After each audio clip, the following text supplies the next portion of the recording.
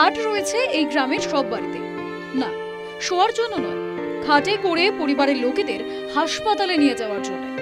পরিবারের কেউ অসুস্থ হলে খাটে ভরসা, কারণ রাস্তাঘাটের বেহাল দশায় বর্ষাকালে কোনো গাড়ি ঢুকতে পারে না। অসুস্থ রোগী থেকে গর্ভবতী মহিলা সকলকেই হাসপাতালে নিয়ে যাওয়ার জন্য একমাত্র ভরসা খাট। এমনই পরিস্থিতি মুর্শিদাবাদ জেলার নবগ্রাম ব্লকের নবগ্রাম গ্রাম পঞ্চায়েতের টিকোনরা রায়পাড়া গ্রামের।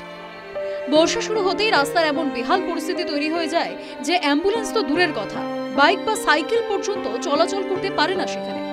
ফলে খাটে শুয়ে 1 কিলোমিটারের কাদা পথ পেরোতে হলো ক্যান্সার আক্রান্ত রোগীকেও।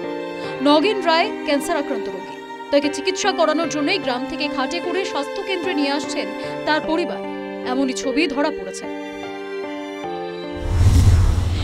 তো কোথায় নিয়ে যাচ্ছিলেন ওনাকে? বহরমপুর মেডিকেল। তো এই খাটে করে নিয়ে যেতে হয় গ্রাম থেকে? খাটে করে নিয়ে যেতে হয়, দেখতে দেবেন রাস্তার হাল। শুধু আপনি একাই নিয়ে যান না আরো অনেকে নিয়ে যায়? এই খাটে মোটামুটি 4 জন লাগে। 4 জন? না আমি বলছি গ্রামের মানুষ আরো অসুস্থ হলে তারা কিভাবে যায়? এইভাবে যায়, একইভাবে। তাহলে খাট তো সবাইকে তাহলে বাড়িতে রাখতে হচ্ছে? হ্যাঁ, বাড়ি বাড়ি খাট আছে, প্রায় আমাদের 30টা বাড়ির মধ্যে 20টা খাট আছে। খাট আছে, এই খাটে করে সব রোগীদের নিয়ে যায়। এই অ্যাম্বুলেন্স ঢোকে না পাড়ায়? না, অ্যাম্বুলেন্স ঢোকে না। স্থানীয়দের অভিযোগ, বর্ষাকালে সমস্যা গুরুতর।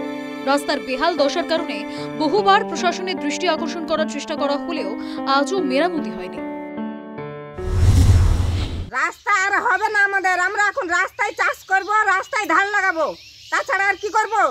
রাস্তাটা দেখতে পাচ্ছে না? আজ আমাদের যখনই মিটিং হয়েছে তখনই আমাদেরকে বলছে যে হ্যাঁ রাস্তা হবে, হ্যাঁ রাস্তা হবে, কিন্তু রাস্তা হচ্ছে না। ভোট দিচ্ছি আমরা সবাই যাচ্ছি, ভোট দিচ্ছি, কিন্তু আমাদের রাস্তা হচ্ছে না। আমরা ধান লাগাবো না তো কি করব? চাষ দিব, ধান লাগাবো, রাস্তাতে ধান আমরা গাড়ি গুড়ি কিছু যেতে দিব না। এই ট্রাক্টর যেছে আর দখল করে দিচ্ছে, ট্রাক্টরে যে ট্রাক্টর আমরা ধান লাগিয়ে দিচ্ছি রাস্তায়।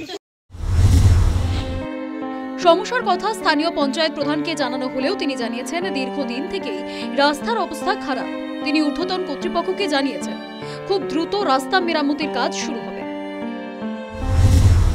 আমরা রাস্তাটা সরজমিনে তদন্ত করে দেখলাম যে রাস্তাটার পরিস্থিতি খুব খারাপ। আমার ঊর্ধ্বতন পক্ষকে জানিয়েছি এবং আমিও চেষ্টা করছি যত তাড়াতাড়ি পারবো তত তাড়াতাড়ি আমরা রাস্তাটা করে দেব।